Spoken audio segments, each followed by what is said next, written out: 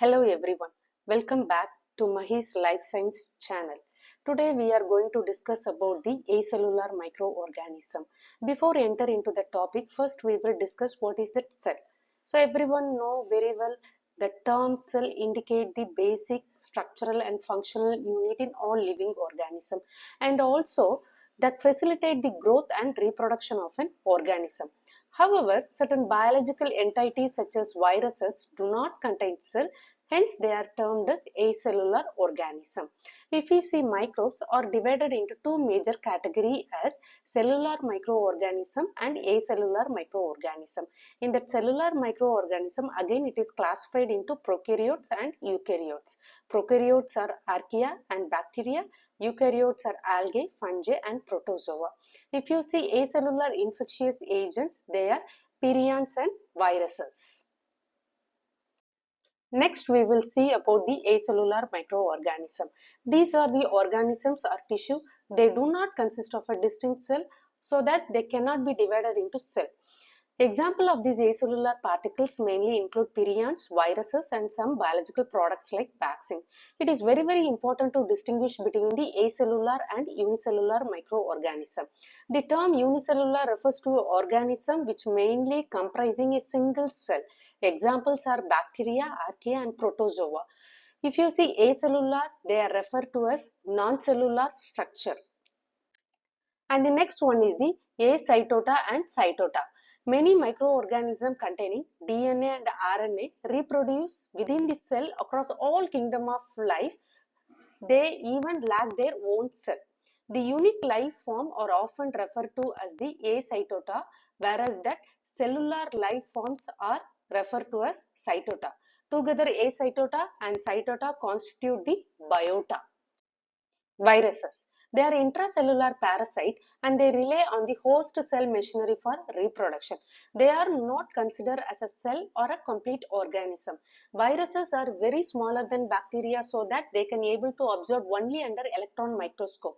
They also lack a proper cellular organization, but they possess their own genetic material, either RNA or DNA, but they do not contain both RNA and DNA. And the next one is the structure and component of a virus. The structure of the virus mainly include nucleic acid, capsid and envelope. First we will see nucleic acid. So nucleic acid is the viral genome. A virion mainly contain only one type of nucleic acid, either RNA or DNA, and its genome never be both RNA and DNA. Viruses containing RNA as their genome are called RNA viruses, whereas they are containing DNA as their genome are called DNA viruses. The nucleic acid may be either single stranded, double stranded. Double stranded RNA and single stranded DNA are found in most of the viruses. The viral DNA may be either linear or circular. The next one is capsid. The viral genome are externally coated by a shell of protein that we called as a capsid. It is a polymeric structure made up of a structural subunit which we called as a capsomere. They are made up of different types of proteins. These proteins mainly forms the capsomere. They are encoded by a viral genome and they are translated inside the host cell using the host protein synthesizing machinery. Capsid together with the nucleic acid is termed as nucleocapsid. These capsid mainly protect those viral genome from any physical or chemical structure, and also they contain the attachment site. This attachment site is mainly to adhere to the host cell and which is helpful to penetrate inside the host cell. Next one is envelope. Some viruses are externally covered by a lipid bilayer membrane we called as an envelope. This viral envelope are mainly derived from the host plasma membrane so that they composed of a lipid bilayer as in their plasma membrane. Additionally, the virus encoded virus specific protein also called as an glycosylated membrane protein that we called as a matrix protein. They also found in the viral envelope. This membrane protein is often demonstrated as a viral spike or now projecting outside the viral envelope. Shape and sizes of viruses. Viruses have a wide diversity in their shape and sizes. Some may be very small, that is 20 nanometer in diameter, while some they are reach up to 1400 nanometer in length and 80 nanometer in diameter. Giant viruses usually measures up to 400 nanometer in diameter. The viral capsid generally have two basic symmetry or structure, that is either helical or icosahedral structure. Most viruses morphologically either they are helical in shape or icosahedral in shape. Only few have complex structures. In that first one is icosahedral structure. It is a geometrical shape with 20 faces and each in the shape of an equilateral triangular. They are also known as cubical structure and it is a predominant shape of animal virus. Many of that animal icosahedral viruses are enveloped, whereas most of the plant viruses are naked. Each triangle face is made up of at least 3 capsomere, so that minimum 60 capsomere can be formed a complete icosahedral structure of the viruses. In such viruses, their genome is completely packed inside the icosahedral capsid.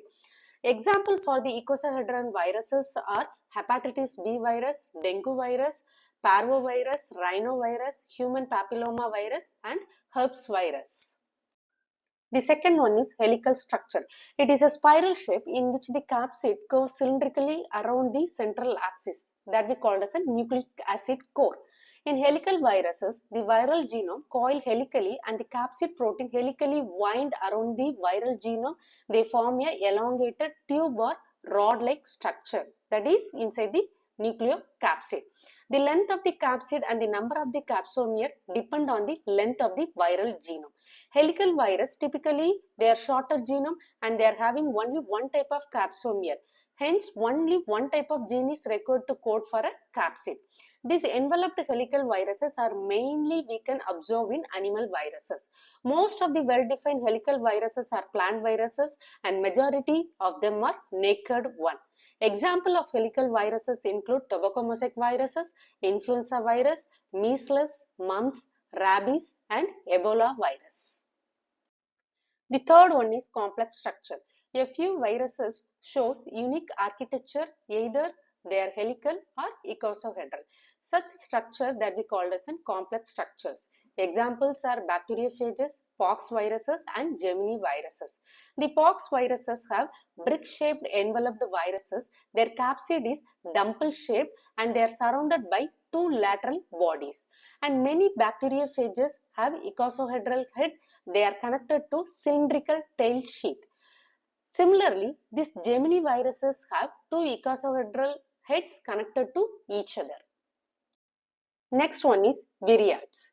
The term Viroid was coined in the year 1971 mainly to describe a new family of subviral agent. They are mainly characterized by the absence of a virion or extracellular dormant phase and they are significantly very smaller genome when compared to viruses. They are protein-free pathogens and they exist as naked RNA molecule.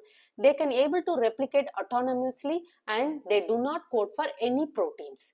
These viroids have been found in certain plant diseases and some animal and human diseases. Prions. They are another type of unusual virus-like agent.